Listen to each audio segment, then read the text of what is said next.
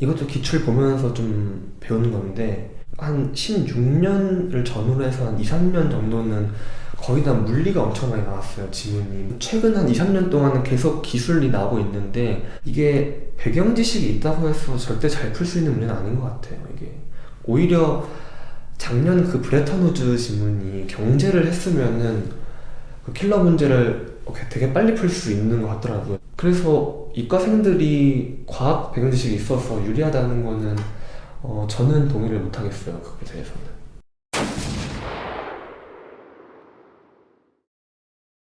이번 수능에서 국어 만점 맞나요? 네.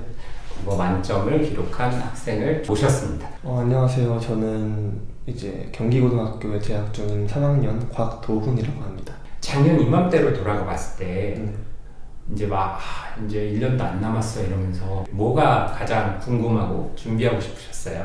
이제 국어나 수학이나 뭐 이런 과목이 항상 선생님들께서 기출이 중요하다. 근데 이제 우리가 막연하게 그냥 기출이 중요하다라고 하면은 이게 왜 중요한지 또 이 기출이 뭐 어떻게 실제 우리 모의고사나 수능에 영향을 미치는지 또 우리 학습에 영향을 미치는지에 대해서는 정확히 막 선생님들께서 알려주시질 않아가지고 이제 기출활용법, 평가원 기출문제 활용법이 가장 궁금했던 것 같습니다.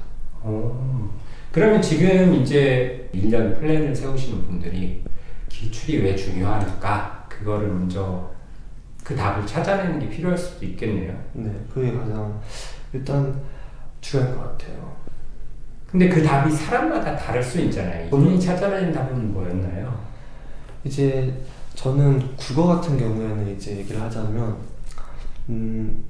이제 물론 제가 이걸 스스로 깨우친 건 아니고 이제 제가 학원 수업을 들으면서 그 선생님께서 말씀하신 건데 이제 평가원이 글을 쓰는 그 뼈대는 항상 지금까지 수능이 모의고사가 몇십 년 동안 치러져 왔지만 바뀐 적이 없다. 그래서 이 글을 작성하는 그 구조나 이런 평가원이 글을 쓰는 요령을 정확히 알고 있어야 하고 또 이거를 좀 관통할 수 있는 독해법을 습득하는 게 국어에서는 가장 중요한 것 같고.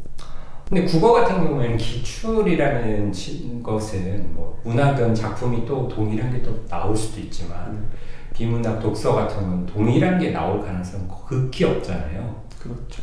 새로운 읽을 거리가 필요할 것 같은데 그런 것들은 언제부터 시작하셨어요?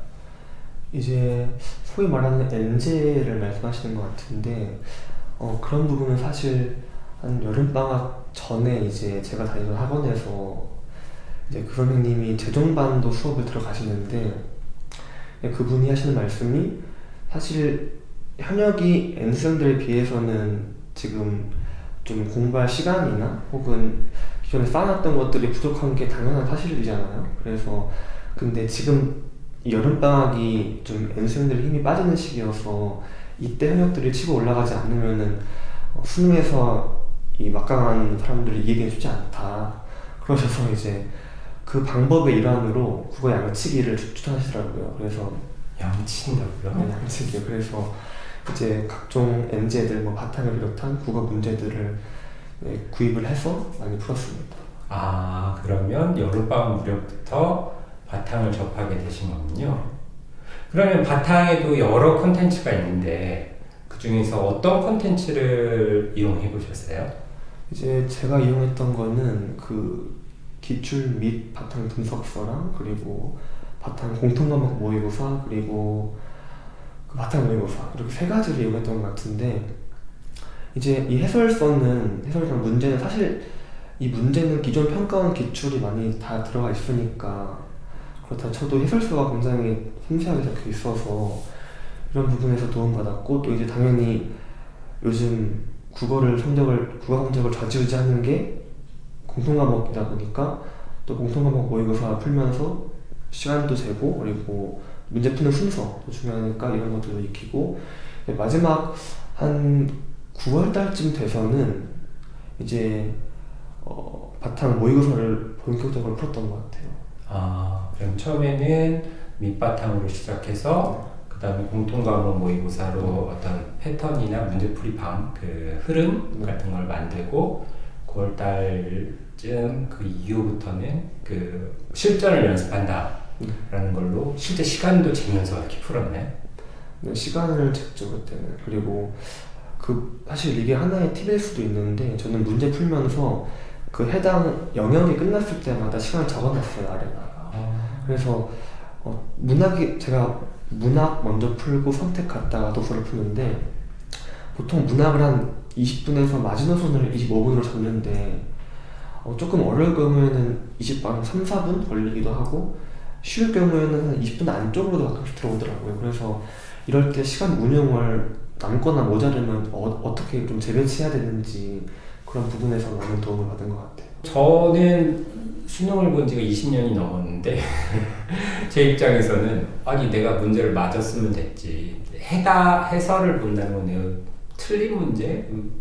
그래서 답이 왜 이거야? 할 때나 볼 것 같은데 해설을 활용하는 공부를 얘기하신 것 같아요. 해설을 활용해서 공부를 한다라는 게 어떤 거고 어떤 장점이 있을까요? 그러면 이제 사실 우리가 1년 동안 공부를 한다고 했을 때 가장 중요한 시험은 당연히 수능이고 이제 2, 3등이 뭐 6월, 9월 평가원 모의고사일 텐데 사실 이제 일반적인 사설과 콘텐츠들은 그걸 100점 맞는다고 해서 당장 내가 좋은 대학에 갈 수 있거나 그런 건 아니잖아요. 그래서 만약에 바탕을 풀었는데 점수가 좀 잘 안 나왔다 해도 이제 이거 수능이 아니니까 그냥 이런 마인드로 내가 헷갈렸던 거 혹은 틀린 거 왜 틀렸는지를 해설을 통해서 이해를 해야 진짜 중요한 뭐 평가원 모의고사나 혹은 수능에서 실수하지 않거나 똑같은 유형의 문제를 틀리지 않을 수 있기 때문에 해설을 이용하는 공부가 중요하다고 생각합니다.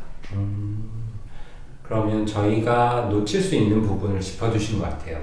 사실 문제 자체를 풀고 점수를 확인하는 것도 중요하지만 해설서를 통해서 나의 실력의 기초를 탄탄하게 쌓는 게 진짜 본수능을 위해서 중요하다.